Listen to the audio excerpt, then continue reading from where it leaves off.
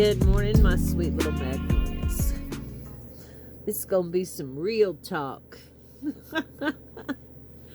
I am in the midst of an MS flare, so I'm a little bit brain foggy and a little bit, I don't know.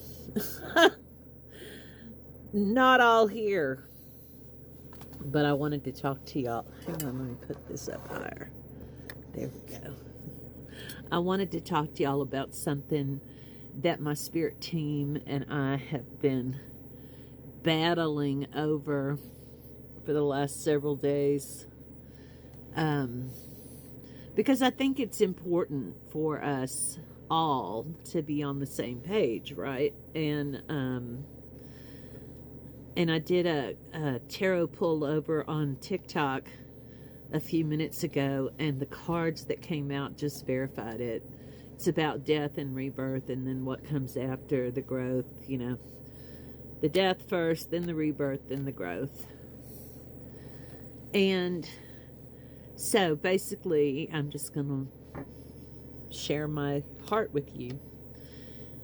Ever since I was a little girl, the dream of my life was to be a Grammy Award-winning singer. It was the only thing in my life that my parents thought I was good at. They put me on stage. Interesting. They put me on stage at the age of 5. I was trained. I was in voice lessons, opera lessons, choirs, traveled with choirs, symphony chorus, opera chorus, yeah. And then as I got older, bands and traveling, and then when I got into the church, I was a singer for one of the Christian TV stations, traveled with evangelists around the country, sang. And I thought that was going to be my life. But every opportunity that would seemingly open for me, right when I'd get to it, the door would shut. For instance, when I was singing in a country western band, I was approached by a man who was a manager for, now I can't remember, a not super famous country western star in the 80s, but somewhat famous. I can't remember who it was. Anyway, they loved my voice, loved everything about me, decided to take me on as a client. This is back in the early 90s, and made appointments for me in Nashville with a couple of record companies. And my husband, whom I had been married to for many years and had several children with, he was against it. And he said if I went to these interviews, he would divorce me and take the children. And I believed him. So I didn't go. So it was that kind of stuff. You know what I'm saying? And so here I am now. Fast forward 2026. I'm a 63-year-old woman. And I realized the other day, I'm still hanging on to that dream, you know, of being a Grammy Award-winning singer. I mean, I even tried out for The Voice, y'all. Got pretty close. And was told that they'd filled their quota for middle-aged R&B singers. Come back next year. Not kidding. Anyway, I realized the other day that I was still hanging on to that dream. And amongst other things, but this is the one I wanted to talk to y'all about. Now, could I be a Grammy Award winning singer right now if that's what the universe wanted for me? Well, hell yeah, I could be. It doesn't, age doesn't matter. Nothing matters. If that's what the universe's plan for me is, and I submit to that plan and work toward that plan with the inspiration of the universe, well, hell yeah, it could happen. But that's not what the universe wants for me.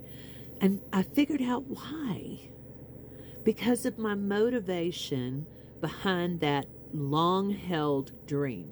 Almost 60 years I've been hanging on to that dream. The motivation wasn't anything other than acceptance and approval. Because that's what I got from my very abusive parents. The only thing in my life with them that they ever approved of was my vocal ability. Yep. And when I realized that the dream I'd held for so many decades wasn't about something that I genuinely wanted, it was all about that little girl wanting acceptance and approval, I went, wow. And so over the course of the last several days, I let that dream go. Let it die. And I'm grieving it. Because I had that dream for almost 6 decades. So there's nothing wrong with grieving it. That's what the universe showed me. That's part of the process of death, is grief. So, if the universe is asking you to walk away from something that you've held on to for a long time, like me, maybe drill down deep and figure out why that is so important to you.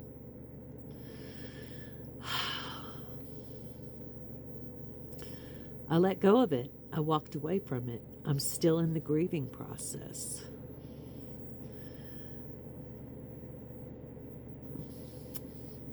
Another thing that I had to recognize that I need to walk away from was the long-held dream of the Cinderella story. You know, that I was one day going to find my Prince Charming and he was going to sweep me off my feet and carry me away to my happily ever after castle. You know, us little girls are fed that propaganda our whole lives, and we believe that we have to have a man to complete us. And so last year, the universe said, you know, that's not you, Lainey. And I recognized that being in a relationship, while that's not wrong for some people, it wasn't right for me at this particular time in my life. Because what I recognized was being in a romantic relationship pulled my focus away, divided my attention, zapped my creativity because I was trying to make my guy the happiest man on earth. Yeah, and I had to walk away from a relationship, not because he was, you know, this awful, horrible human. No, he was a great guy. But because I was allowing that relationship to hinder my forward movement, my growth, my upward mobility. So, ask yourself, what exactly do I need to walk away from? And then submit to it. Love y'all. See you next time.